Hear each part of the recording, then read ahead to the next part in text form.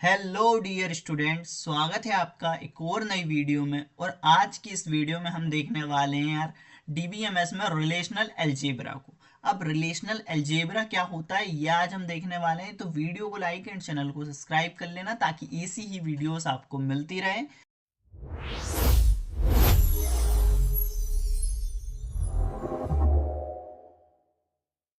तो relational algebra क्या होता है यार? डेटाबेस मैनेजमेंट सिस्टम में जब हम डेटा को टेबल्स के फॉर्म में स्टोर करते हैं तो क्वेश्चन जो आता है वो ये आता है कि डेटा को हम रिट्रीव कैसे करें, कौन सा डेटा हमें चाहिए और हम उसे कैसे निकालेंगे और वो डेटा हमें कैसे मिलेगा। तो यार इसी प्रॉब्लम का जो सॉल्यूशन है वो रिलेशनल अलजेब्रा होता है।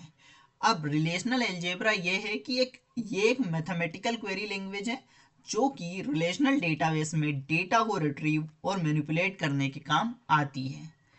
Relational algebra is a formal language used to query and manipulate relational database consisting of a set of operations like selection, projection, union, and join.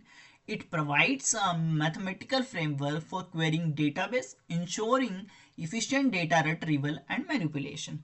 तो रिलेशनल अलजेब्रा बताता है कि डेटा टेबल से हमें कैसे निकालना है। इसमें हम स्टेप बाय स्टेप प्रोसेस बताते हैं कि पहले कौन सा ऑपरेशन परफॉर्म होगा, फिर कौन सा ऑपरेशन जो है वो परफॉर्म होगा। इसलिए इसे हम क्या कहते हैं, प्रोसीजरल लैंग्वेज भी कहा जाता है। अब रिलेशनल अलजेब्रा की नीड हमें क्यों पड़ी? सो यार let's understand this with a situation. Suppose we have an employ table that stores data of 1000 employees. Now a manager ask for. अब मैनेजर क्या कहता है कि सिर्फ मुझे क्या चाहिए, आईटी डिपार्टमेंट के एम्प्लॉयज चाहिए जिनकी salary whose salary is greater than 50,000।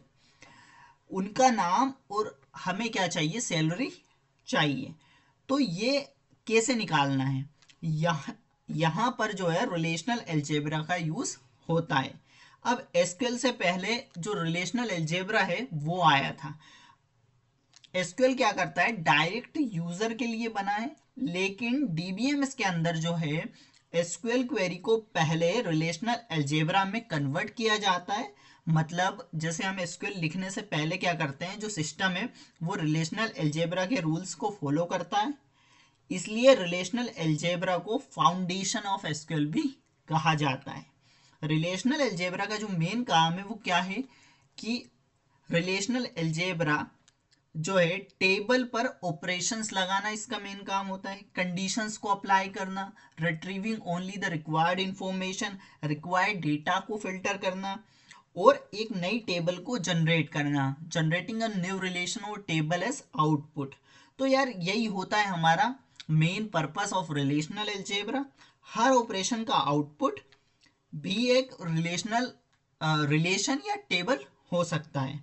Okay, तो ये होता है हमारा क्या, रिलेशनल अलजेब्रा। यदि मैं आपको इन शॉर्ट में बताऊं तो रिलेशनल अलजेब्रा जो है डीबीएमएस का मैथमेटिकल एंड प्रोसीजरल लैंग्वेज है जो बताता है कि रिलेशनल टेबल्स से डेटा कैसे रिट्रीव और मैनिपुलेट किया जाता है, उसे हम रिलेशनल अलजेब्रा कहते हैं।